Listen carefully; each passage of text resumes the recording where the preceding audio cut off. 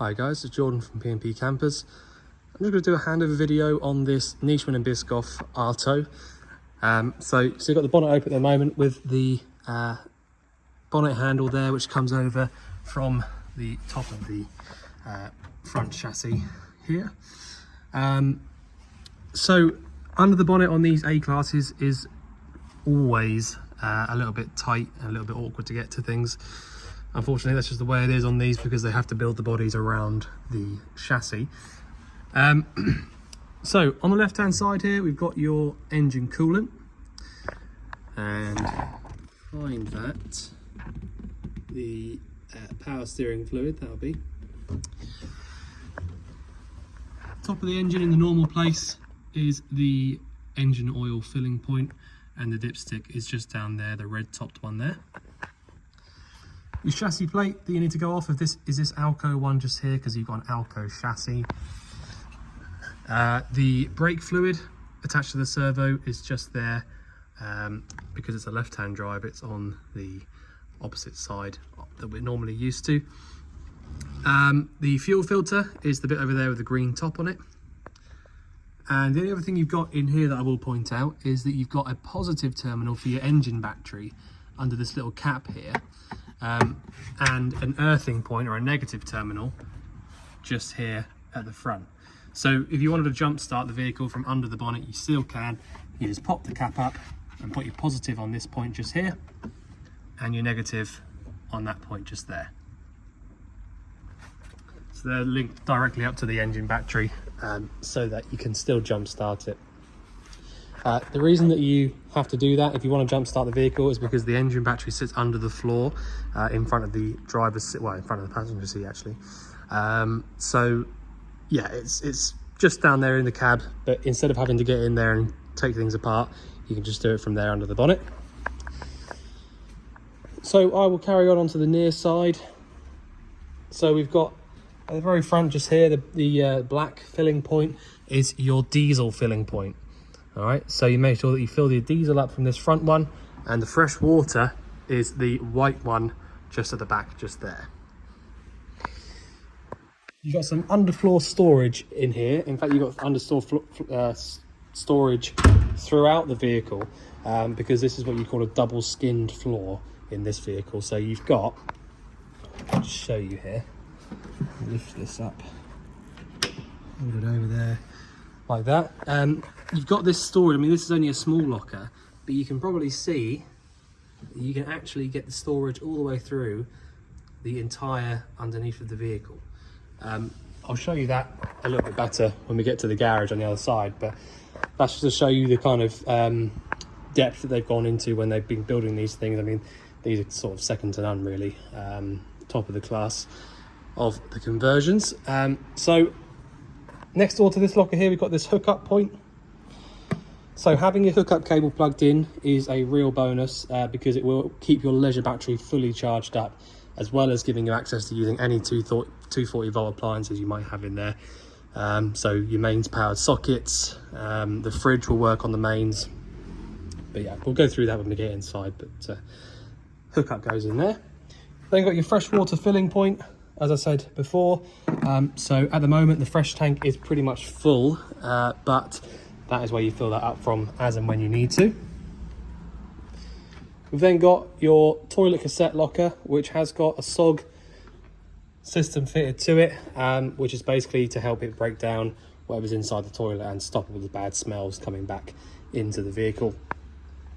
So to take the cassette out, we lift up on the yellow tab at the bottom, move the SOG pipe out of the way. A lot easier with two hands. Once you've got that out there, you can then pull this all the way out by taking this little piece off here.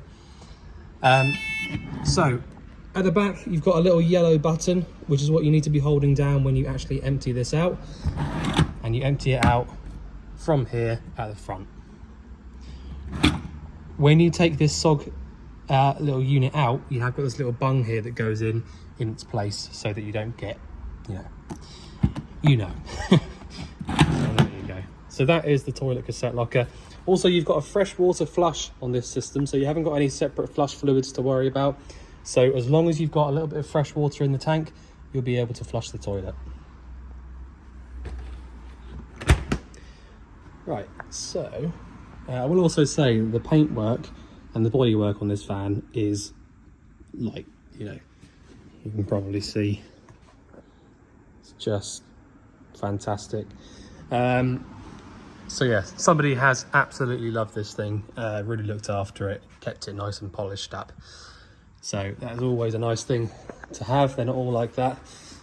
At the back of the van, you've got your it's a Waco reversing camera up there, so that's more than likely factory fitted, and your 2-bike rack here as well. So as I was saying a minute ago, this garage at the back here gives us a little bit more of a, you know, I can show you more what I'm talking about. So having a double skinned floor system on here, as you can see, if I show you up here, this is actually the floor that you stand on inside the van. So when we get into the vehicle, the floor that you're actually stood on is right up here.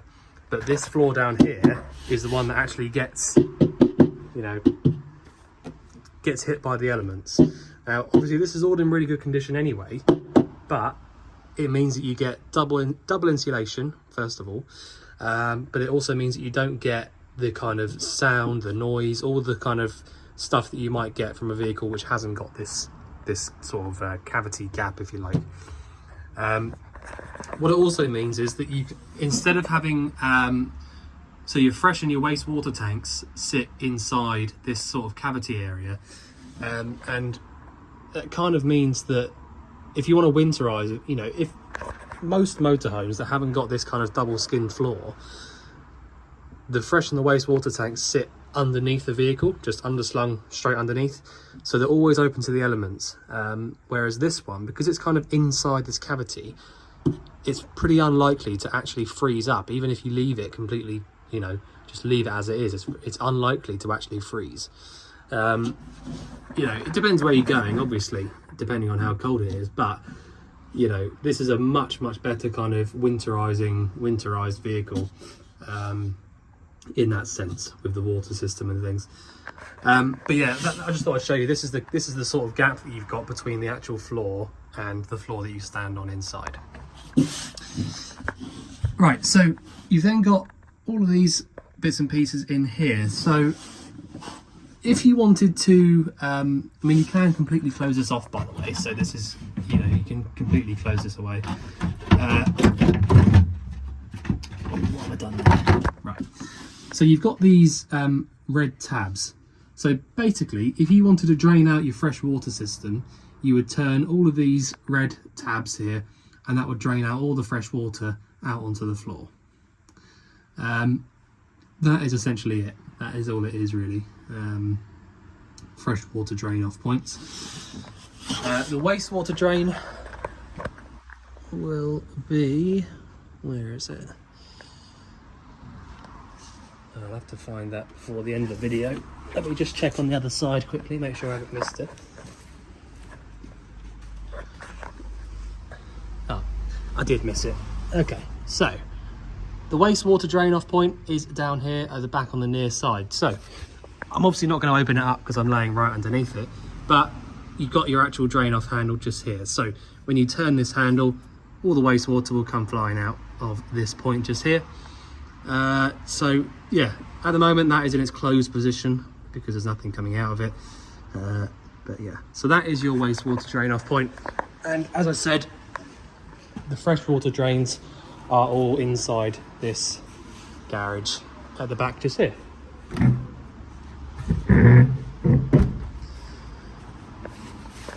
Right, so a little optional extra here. You've got the external gas point. So as all the time that you've got your gas switched on in the locker, which I'll show you how to do in a minute, you'll be able to use this external gas tap. And the reason that you have these gas taps here is because you're underneath the awning, so you can use your barbecue out here, out of the rain and in a bit of shelter. You've then got this little thing just here, which is your boiler vent. So if you have the boiler lit up, you'll be able to feel hot air coming out underneath the vent just there. See really nice decals on here as well, all in really good condition. So these two vents here are both to do with your fridge. So I've got the bottom vent off just so that you can have a little look in here, see what we see. That is your fridge actually lit up on gas. That's how it actually looks in there. And because the gas flame is just here at the bottom, it comes up through the exhaust and comes out through the flue just up here, and you can see all of the condensation building up the top there. That is completely normal. It's quite a cold day today, so that's why that's happening.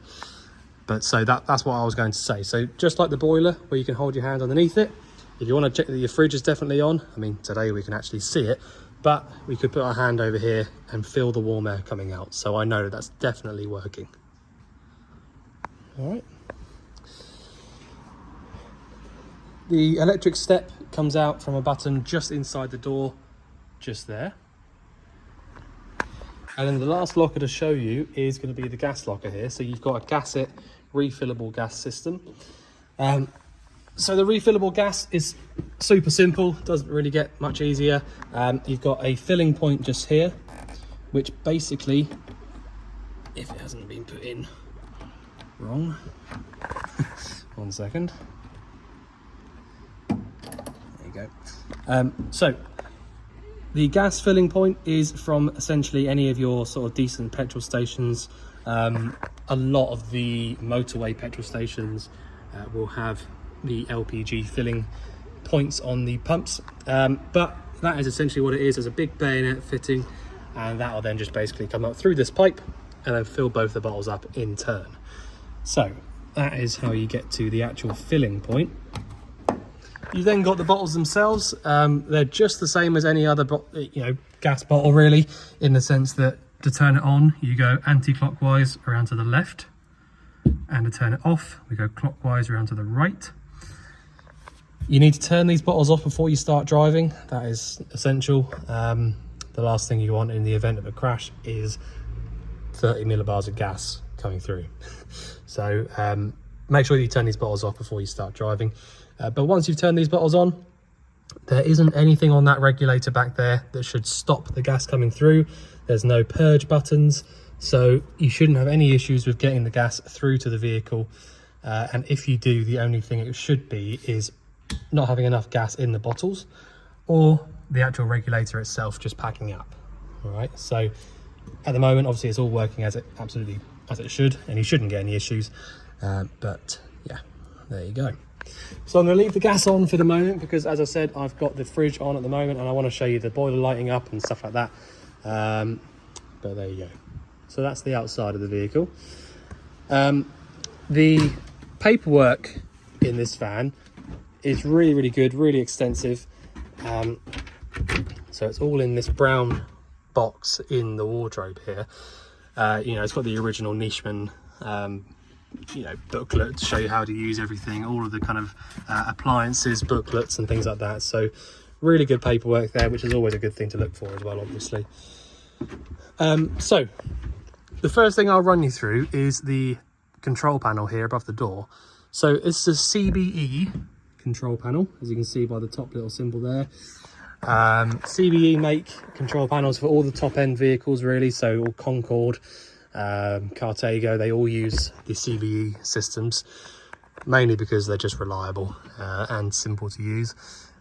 So what you've got here is a main on and off switch on the top right hand side, which is your isolator switch for the 12 volt power. So basically anything that comes from that leisure battery down there, so the lights, ignition, the water pump, all needs this on and off switch here to be on. Next door to it, we've got a tank heater switch, which you don't really need to use unless you're going to use, going away to some seriously hot climates. It's not really necessary. Anyway, so you then got a water pump switch just here. Now you've got a submersible water pump in this vehicle, which means that the actual pump itself sits inside the freshwater tank. The big plus side to the submersible pumps is that they don't really work on, they don't work on pressure. So every single tap in the vehicle has to have a little micro switch inside by the cassette. So if you listen, when I lift this tap up, you can probably just about hear a little clicking noise. So that clicking noise is the micro switch just coming together as I lift the tap up. So the pump will not and cannot physically run without the tap being in the open position. Now the reason that that's good is that, you know, if you had a normal inline pump and there was a leak somewhere, that inline pump will just continue to run until it gets to pressure, which, you know, if there's a leak, it can't get to pressure. So it will just carry on until it eventually burns out. So that's something that you cannot do in this vehicle unless you literally leave the tap up. Okay, because the pump will not run unless you have the tap in the open position. So that's something I always really like about the submersible pumps. So yeah, once you've got your pump switched on, you will then be able to draw the water through to the tap. And also, just on that point, if you want to use the boiler, it's really important that you make sure that the boiler is actually full of water before you start trying to use it. And to do that is so easy. All you have to do is come to the tap here, pull the water through on the hot side, so that's round to the left there. Wait for the water to come through a little bit better. So nearly there. So it's just getting rid of any air in the system.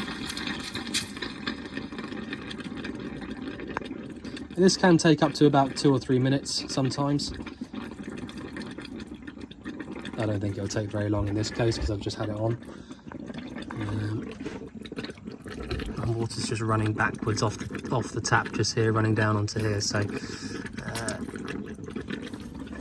it's just because it's sort of coughing and sputtering a little bit like that. But so what we're doing now is we're basically waiting for the boiler to become completely full of water and for this tap to start chucking the water out like it was on the cold side.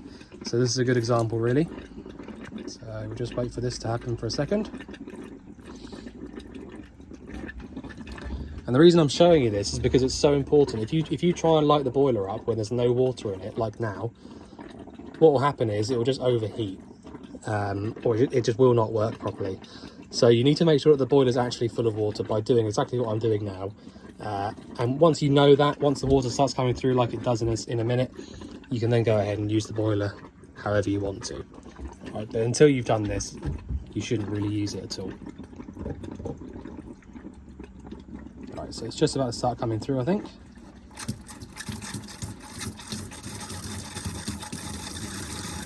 There we go. So that is exactly what I try and explain, all right?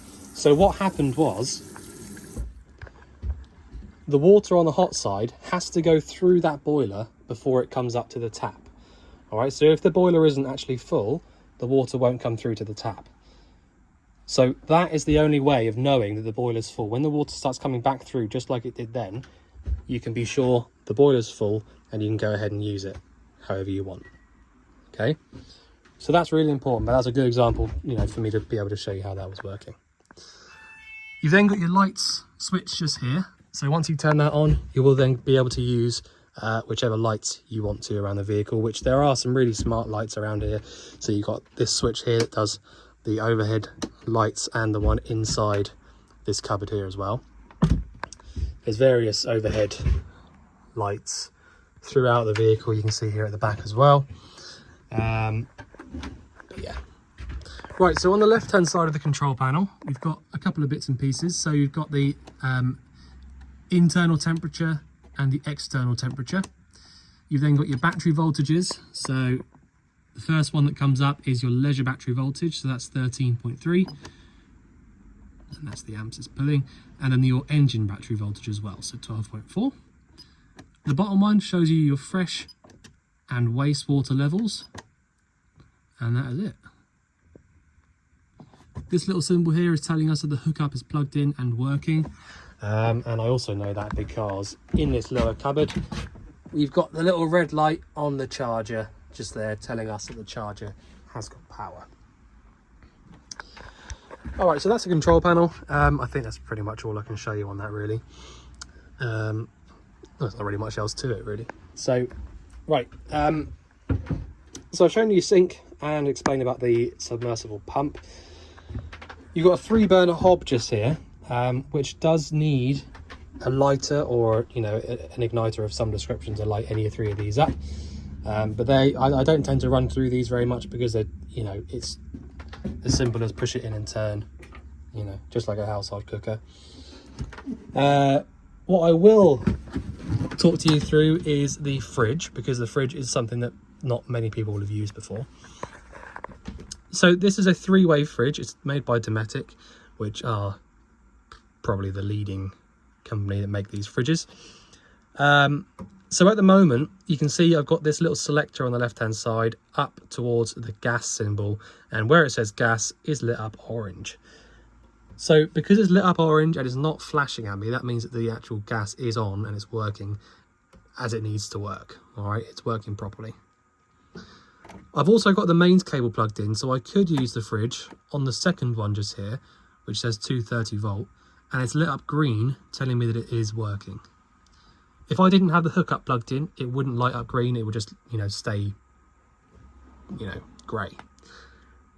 And the last one down here is the 12 volt, so that's not lighting up green at the moment because I haven't got the engine running. So the 12 volt, all that really does is it keeps the temperature inside the fridge whilst you're driving. Okay, so as long as you've pre-cooled the fridge before you leave, either via the gas or the mains power, switch down to 12 volt for when you're driving, and then when you get to where you're going, the fridge will still be nice and cold.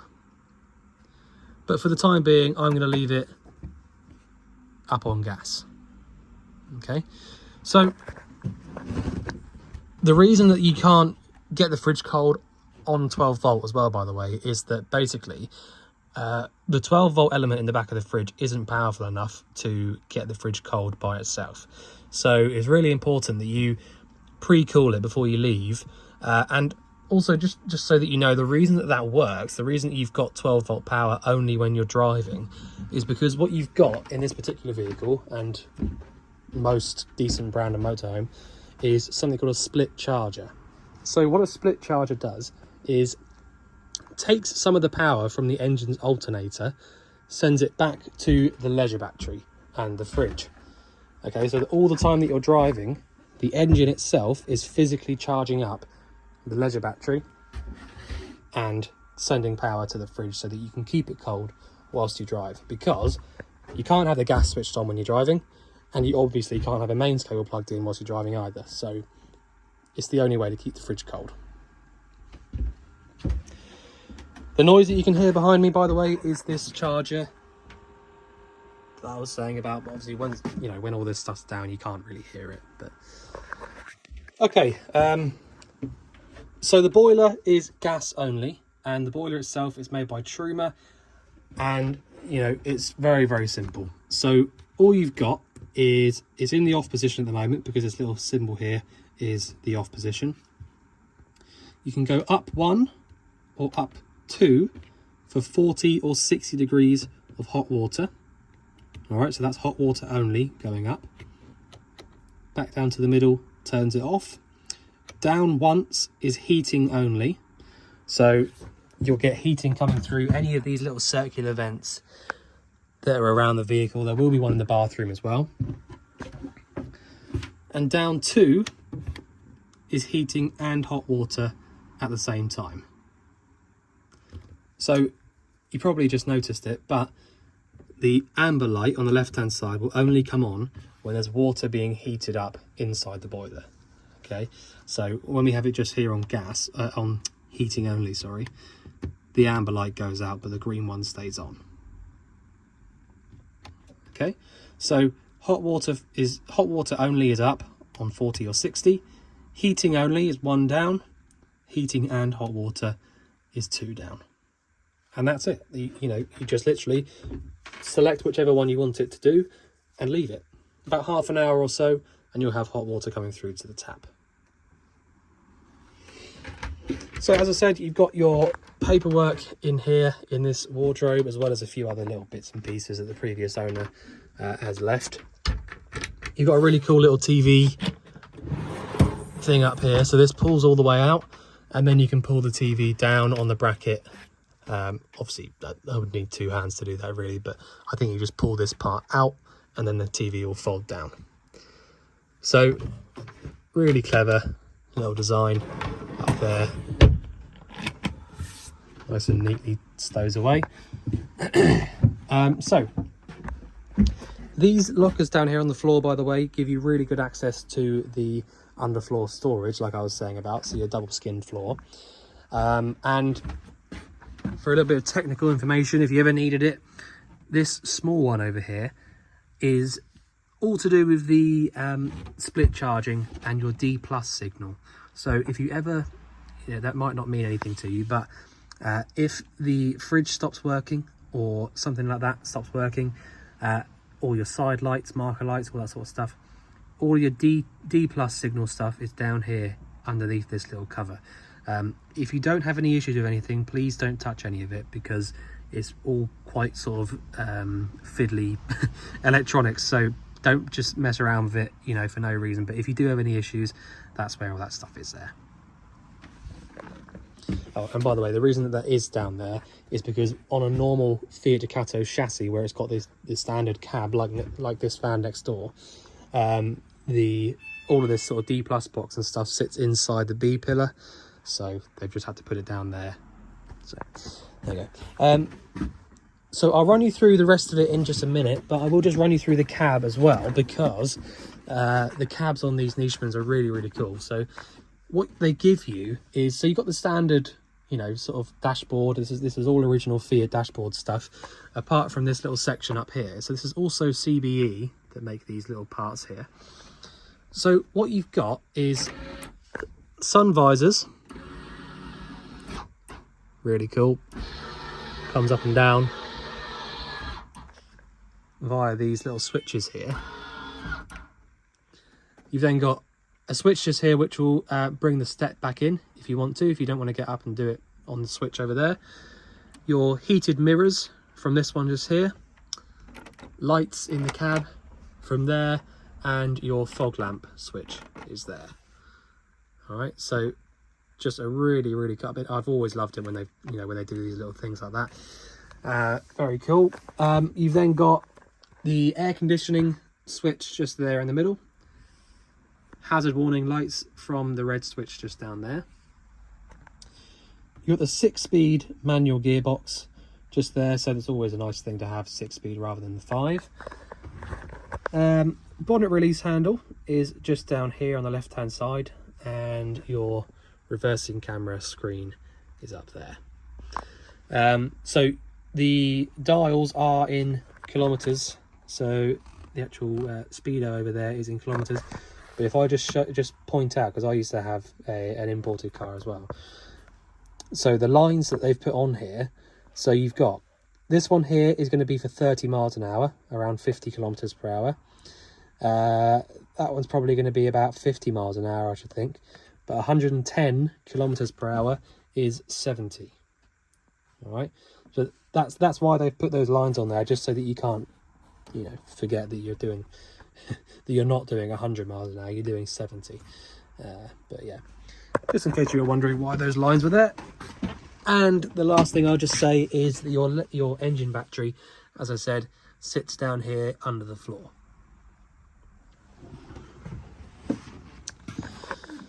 Okay, so as I said, the leisure battery is this one down here. Looks like a nice Varta. Well, I mean, you know, Varta's sort of really, really good battery brand. But yeah, so all of these bits down here on the right hand side are really important.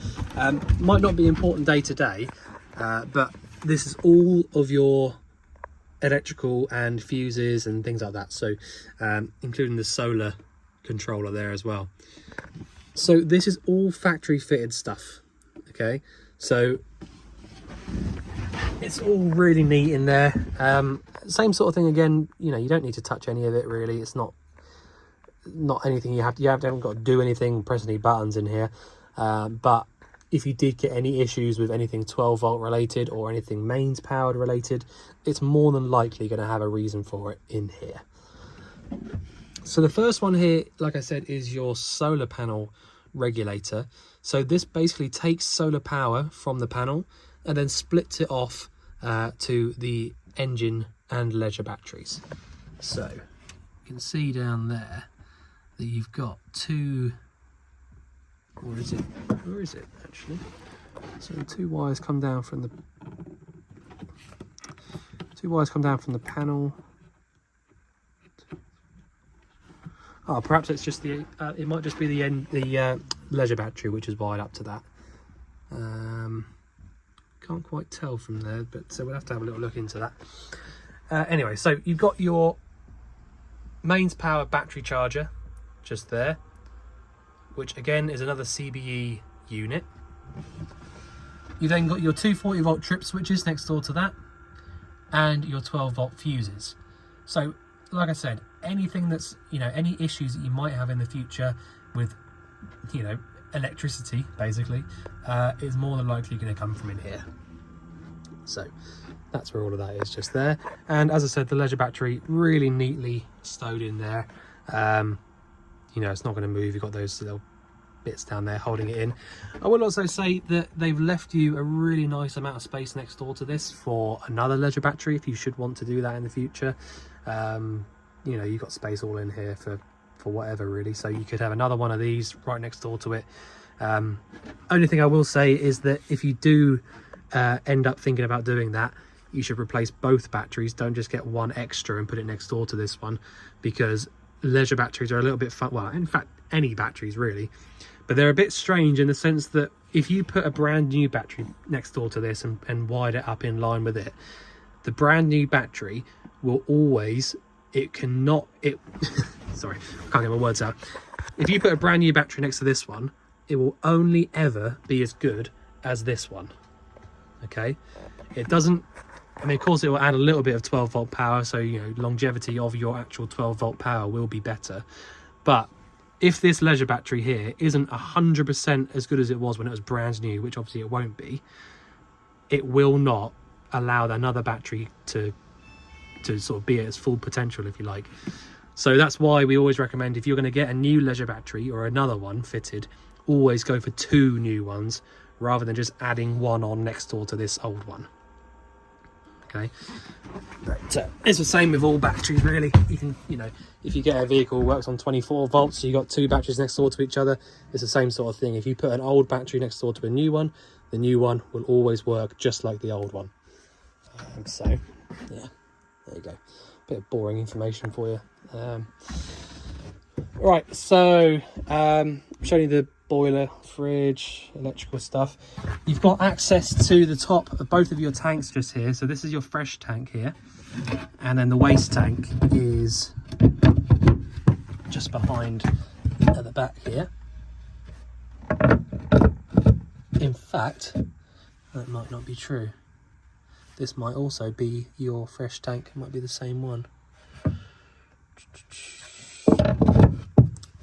Should have checked that really before I started the video. Right, so the bathroom just here. So you've got obviously nice lighting in there as well. Works from this switch just down here. So the shower unit, you push it all the way around. So once you're inside, obviously you can get in there nice and easy. But you've got a handle there to turn it on and off, and then your actual shower point comes from there. The toilet is the bit that I actually need to run through with you. It's not, you know, the rest of it's all pretty self-explanatory. It's just switches and taps. So to use these toilets, again, it's very, very simple, but you know, a lot of people haven't used one of these before. So you've got a blue button at the back, which is your flush fluid. So when it gets a bit more pressure around it, it'll actually pump around. And then you've got your flap here, which opens it up into the cassette. Once all of it's gone into the cassette, you do need to push that handle back, mainly just because if you don't, you know, there's a possibility of the smells coming back into the vehicle, but also if you leave it in the open position, you will not be able to take the cassette out from outside because it will be locked in position. So that's the bathroom, and the last thing I'm going to show you is your electric skylight. So a little bit unusual to have one of these. I mean, well, not unusual for such a high-spec vehicle, to be fair, but one of the only ones that I've ever seen. So you've got this controller, which we did have to get new because the obviously must be that the previous owner lost it or took it with them. But basically you've got lights on there as well, so you can turn them on like that, which I think is pretty cool as well. But you can close and open the lid from these two buttons just here. So if I'm going to close the lid now, pressing and holding on the right hand switch, and keep going until it stops itself. All right, I'm still holding. There you go. All right, so the reason that I said keep going until it stops itself is because what you've got on these mechanisms is basically a winding system that doesn't stop just when it touches down on the rubber. So basically if I show that to you, I'll press and hold on the open button. It doesn't start opening until now, when it gets to that point. I might need a little bit of lubricating. But yeah, basically it won't start going up until it gets to a certain point. So just keep going. There you go. Okay, so yeah, you've got your lights on there, which you can turn on and off from here, as I said. Yeah. Okay, so I think I've pretty much shown everything. I don't think there's anything that I've missed out. Yeah, so if there is anything you think I've missed out or anything you'd like going over again, just let us know. But otherwise, we look forward to seeing you soon. Thanks very much.